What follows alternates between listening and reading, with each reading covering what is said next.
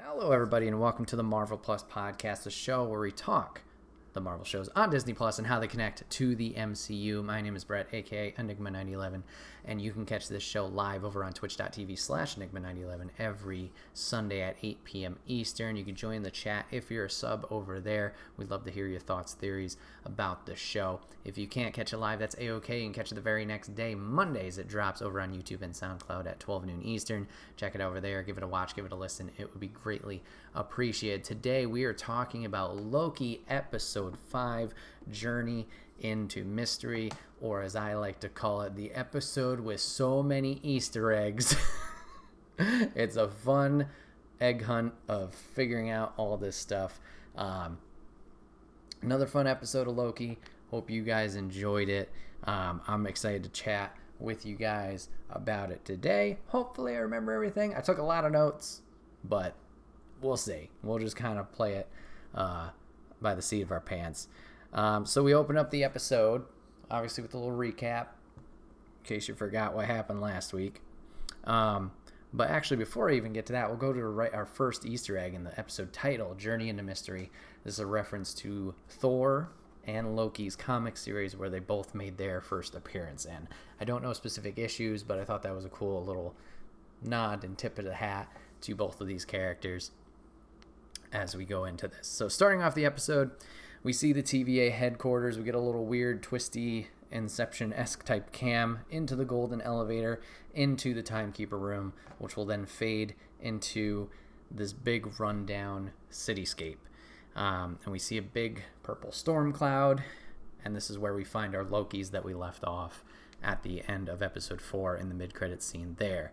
This is the Void, and the Lokis are trying to get our Loki to get moving or else he's going to die. We learn that the purple storm cloud is actually a big dragon-esque type figure. I'm probably going to butcher the name because I don't remember the pronunciation off the top of my head, so I'm going to refer it to as the dragon after this first attempt. But I'm going to butcher it. Here it is. Alioth.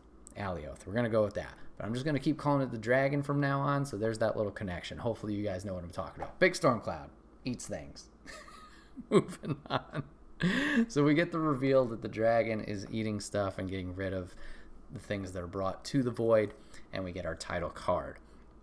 I cut back over to Sylvie and Ramona, who are going through their whole thing of Sylvie trying to get information about the TVA and what has happened. Appears that Ramona is in the dark as well of who is running the TVA allegedly. Obviously, last episode we saw Sylvie chop off one of the heads of the timekeepers, or what we thought were the timekeepers. Turns out it was a robot, the man behind the curtain-esque type facade to keep themselves protected. So Ramona's in the dark too, and Ramona decides to be truthful with Sylvie, saying that Loki is not dead. Sylvie's a little skeptical of this, obviously, as she should be. So they have their conversation. Seems like Ramona wants to know who is in head or in charge of the TVA as well. And during this exchange, Sylvie decides to take her TemPad away. As Ramona is spilling the truth here, she mentions the Void and that pruning doesn't destroy all matter. It moves it to a place on the end of the timeline where it won't grow, and it's a void at the end of time. So nothing like those things won't affect anything going wrong. So essentially what we learn is all in these past episodes, what we thought those reset bombs were of resetting the timeline, it actually essentially takes the entire area and like sucks it up and brings it over to the Void to get like erased. Similar to like cut and paste a file or something like that. So I thought that was interesting that we get this clarification of what happens with the reset bombs exactly. So in the Void, every instance of existence collides and at the same time it stops. Let's see, End of Time is still being written by the timekeepers, and they're trying to write it into a utopia. Nothing comes back from the Void, Ramona warns, and Sylvie decides to return the TemPad to her. we go back to the void, back to our friends, the Lokis, and this is where we get more and more Easter eggs. Saw a random pirate ship and UFO crashed in the ground. And at this point, the Lokis have decided to run, and they're going to take our Loki to safety. They mention that Lokis survive. It's what they do as they're escaping and going to the boys' kingdom, which turns out to be underground. Now, as they're traveling to this underground sanctuary, we did get a flyover shot with another Easter egg, which I could be wrong about, but I'm pretty sure there was a giant helmet in the ground that looked very similar to Yellow Jacket from Ant-Man. So Yellow Jacket's helmet was there, but it's, like I said, giant. We also saw a fun one. It was a helicopter with the name Thanos written on it. This is an old comic reference, as Thanos, for some reason, had a helicopter at some point. I guess James Gunn wanted this into the series at some point, and I guess this was a little tip of the hat to him. So like I said, their base is underground. They do arrive, and as they're climbing down the ladder, we get one more fun Easter egg. We see Mjolnir just buried in the ground, and we also see a very tiny Thor. What I thought was a tiny Thor. Turns out, thanks to the internet, I kind of I saw this and learned this. It's an even more fun Easter egg than that. It's not just a little Thor trapped in a jar. It's Thor in his frog form. When he was, I think it was cursed by Enchantress that turned him into a frog.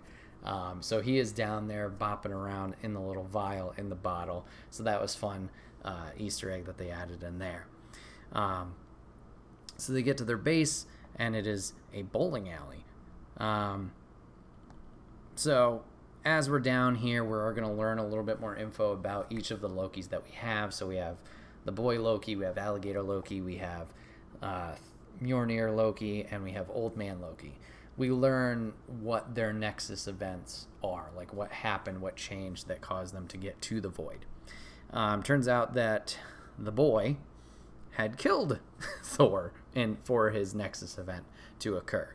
So you can see he's obviously got a lot of evil locked up in him. Mjolnir Loki beat up Cap and Iron Man and allegedly claimed the Infinity Stones. That one seems like maybe a little bit of a buffed up story or bloated story. The Alligator's Nexus event, a very odd one. He ate a cat. I don't know why that caused the big rift, but we have that. And then Old Man Loki's, I think, was the most interesting.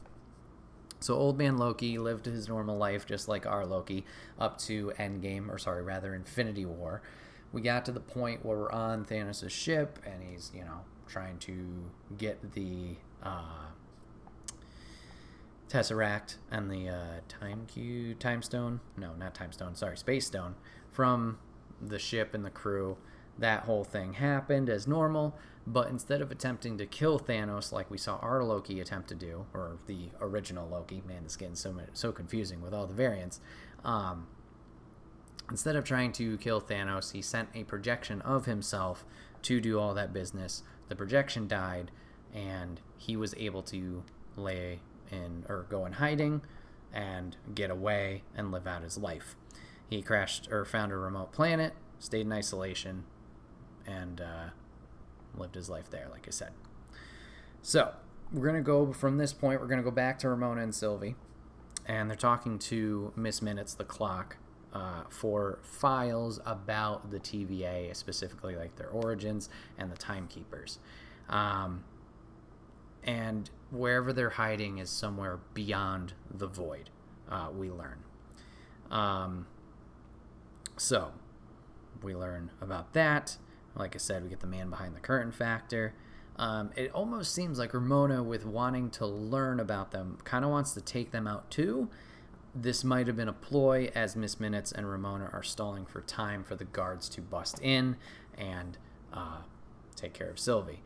Sylvie decides to prune herself to get out of this situation, but also has reclaimed the Tempad. So she has pruned herself into the void, but has the Tempad for herself. So we have now our escape plan.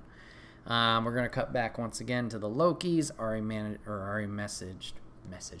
mentioned, English is hard, guys. I already mentioned that we learned about the Loki's past and what their Nexus events were. Little fun sidebar here. As we're learning this information, Kid Loki, sitting on his throne, had a little high C juice box, so I thought that was fun. So their plan is now to kill the dragon, or at least that's our Loki's plan of trying to stop this. And no volunteers from the other Lokis to help, unfortunately. We hear a little knock, and we get invaded by even more Lokis, including President Loki. So we have a whole new batch of Lokis just showing up. Great. We cut back to Sylvie, who's now in the void. She's seeing memories of locations with her enchanting powers through what we learned eventually through the dragon, seeing all these different things happen and learning a little bit more about the timekeepers, but not enough to 100% know where they are. We see a blue car driving up as the storm and the dragon are swooping in. Turns out it's Mobius. So we do get the confirmation that everybody ends up in the same void. It's not the theory we kind of had or thought we had last episode, wondering if they each went to their own, like this is the Loki section, this is the Sylvie section, whatever it is, even though Sylvie's a Loki. You know what I mean. Everybody having their own. They all go to the same one. So Mobius shows up, saves Sylvie. So back to the Lokis. A lot of jumping around. President Loki has showed up with his gang of other Lokis, and turns out Mjolnir Loki is a piece of shit and betrayed us. Has betrayed us to gain power for himself, and then we get a double cross as President Loki says, nah, screw you, we're not doing that. And just events transpire. President Loki gets bit by the alligator and loses a hand, and then all the Lokis are just battling it out. So President Loki wasn't all that big of a deal. That was literally just one shot. As this is happening, most of our group is going to stay together. So we have Alligator Kid, Old Man, and OG Loki. Mjolnir Loki, bye-bye. He's fighting out and doing his thing. During this thing, I don't remember how this came out. I don't know if Old Man Loki said it or if Hammer Loki said it or something, but the line glorious power and glorious purpose came out, and we get another mention of glorious purpose. Just every episode they seem to sprinkle this in. So it's going to be interesting to see how that plays out in episode 6. I don't think we've had an episode named Glorious Purpose yet. I could be wrong, but maybe that'll make some big loop in episode 6, some big oh shit moment. Who knows? But they said it again. So we're going forward with the plan to get rid of the dragon. To escape the void eventually, because we have no way out currently. At least the Lokis don't think so. And we'll figure it out from there. Seems like Kid Loki has like a remote or some kind of device that tracks where it is. I think that's what his device did, unless it like tracked Nexus events coming into the void. I don't know 100%, but he has that. So we got that. Let's see, where are we at? We see the car run up with Sylvie and Mobius. The gang's all back together. Sylvie confirms to us that the TVA head is past the void from the information she learned from Ramona, and the plan is now to enchant the dragon completely so we can get to that spot. Might not prove to be as easy as we think. We're back to headquarters, and we see Ramona interrogating the homie, our guard, B-15. She's keeping her locked up and questioning her. And it seems that revenge is driving Ramona, and it drives her and whoever runs the TVA. Let's see.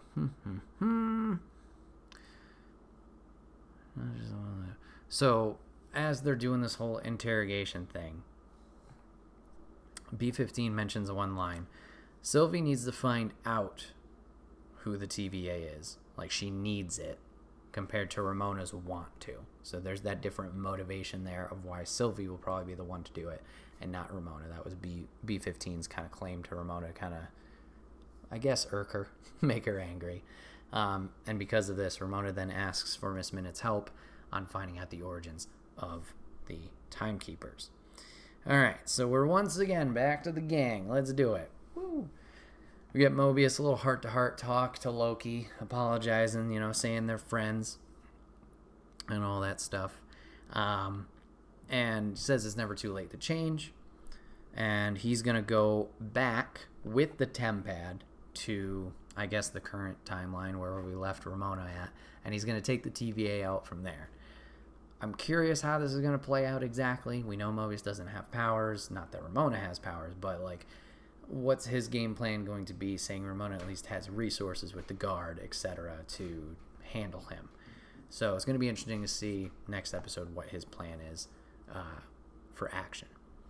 We get another Easter egg. We see Thanos' ship crashed in the ground as the storm will pick up as the dragon is approaching. So we're going to tackle the whole dragon situation. Sylvie and Loki are the ones that are staying. Kid Loki and Old Man Loki and Crocodile Loki have decided, peace out, Godspeed, good luck. Kid gives Loki a dagger, says you'll need it, and they're going to stay into the void. They're happy where they're at, or at least have accepted it, so they're going to go there. So we get that. I mentioned Thanos' ship is crash landed. We also will see a helicarrier eventually crash landed as an Easter egg in the ground. So they are now currently attempting to take advantage of the dragon while it is absorbing or deleting, however you want to think about this, stuff from a Nexus event that's going to get transported in. I guess that is what the kid's device does, is kind of tell them when that is. So they have one coming in, but it's delayed or something happens. Something goes wrong. So our Loki has decided to make a distraction while they wait for this branch or these items to appear so Sylvie can attempt to enchant it. Distraction's not working, so here comes Old Man Loki to save the day. He essentially uses all of his illusion powers to create and spawn Asgard, which is crazy to see. So he's posing this this illusion as a fake Asgard to create the distraction so the dragon will go towards it and Sylvie can attempt to enchant the dragon.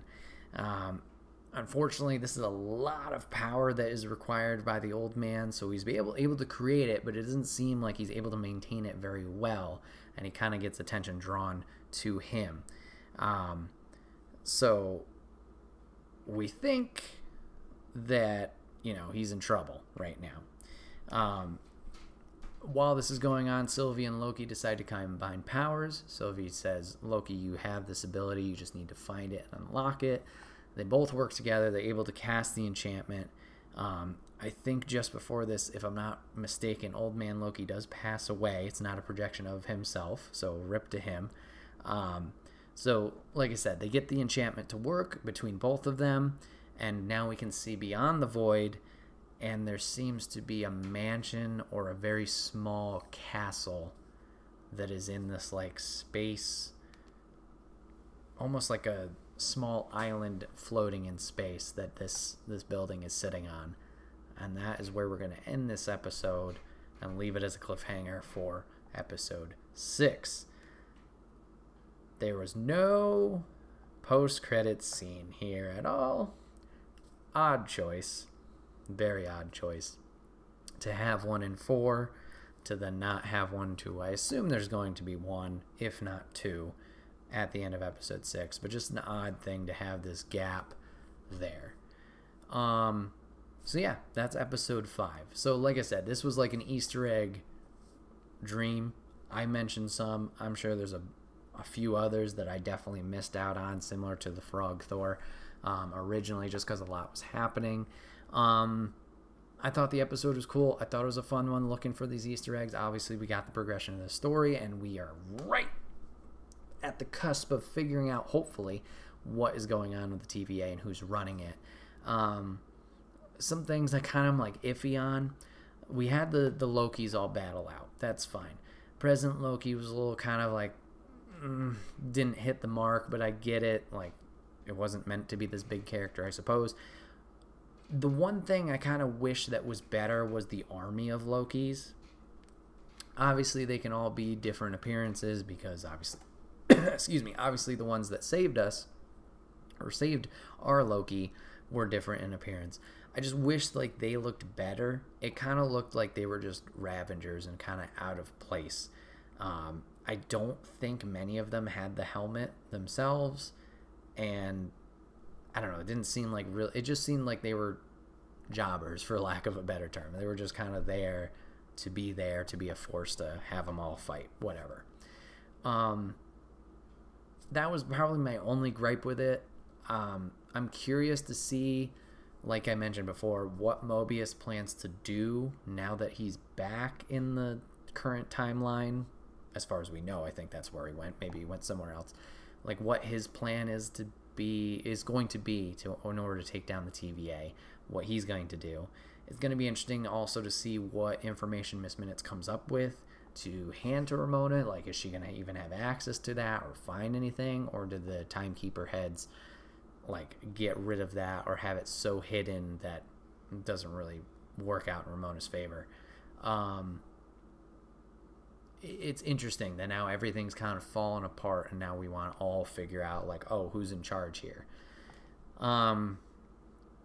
As for who I think is in charge, tough. I don't know. I've seen some interesting theories online, not too much, because I tried generally to avoid outside source thoughts, just so it doesn't affect the podcast here of like, oh, what are you thinking kind of thing.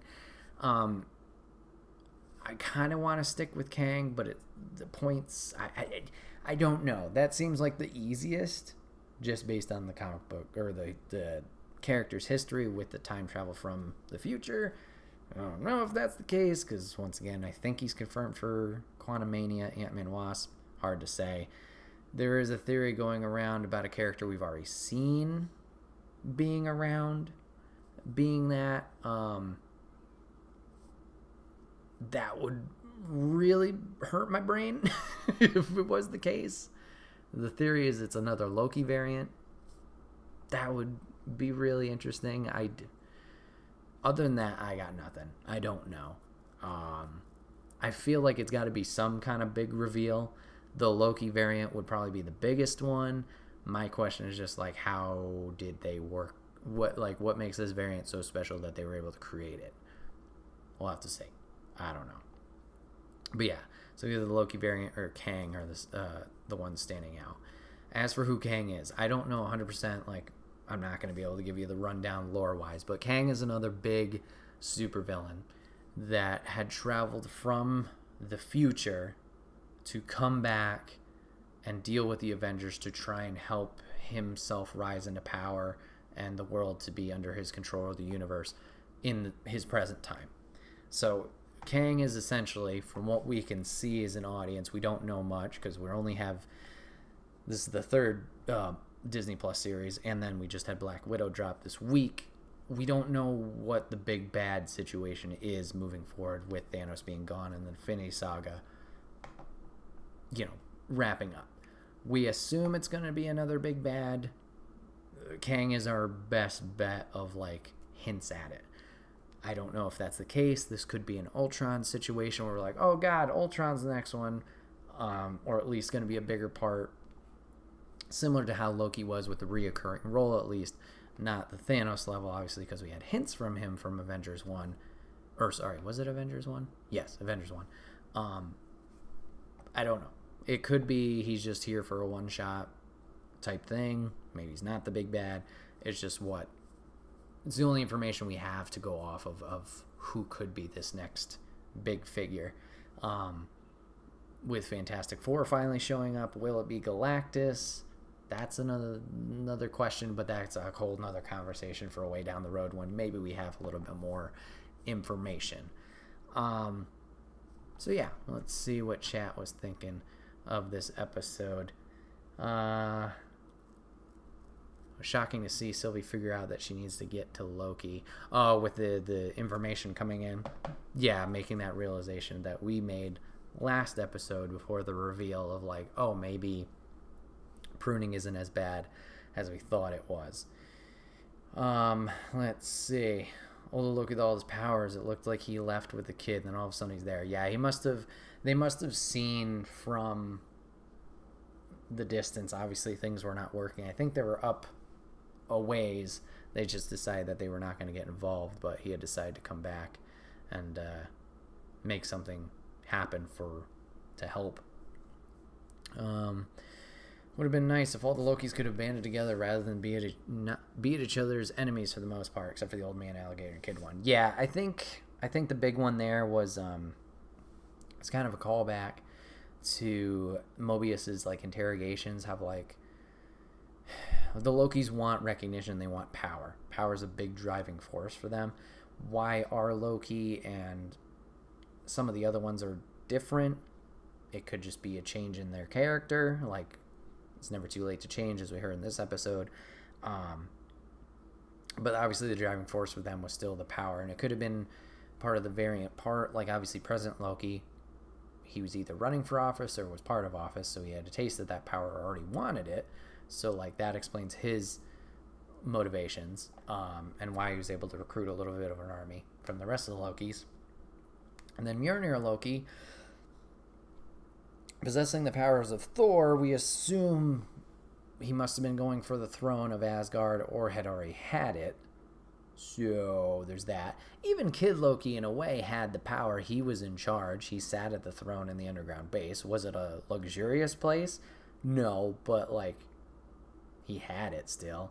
I think Old Man Loki at that point must have just been like, you know what, it's the end of the road for me, or at least I'm at that point. I'll play along.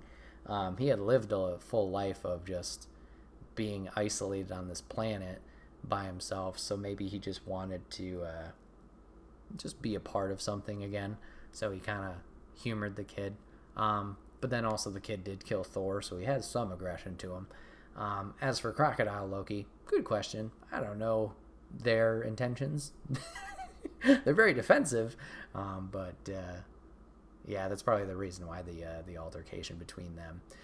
So yeah, heading into episode 6, it's going to be interesting to see how this plays out. Once again, the big reveal everybody's waiting for: who are the timekeepers, or who is the timekeeper? If it was a ploy just to put 3, just to kind of throw people off the trail, the scent. And then I think after that, the big thing is going to be the tease afterwards, the mid-credits, post-credits, whatever you want to call it, of like, where do we go from here? Obviously, we had seen it in WandaVision. We had seen it in Falcon and Winter Soldier. We had seen that Monica's going to help with the Skrulls and potentially Fury and eventually Captain Marvel. We had seen the Doctor Strange-esque type tease of how Wanda could still be a problem with the spell book.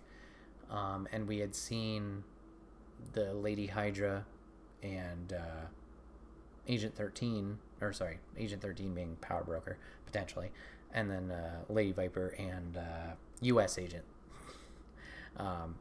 still being allied and going from there. So it's going to be interesting to see at this point what follows. My best guess is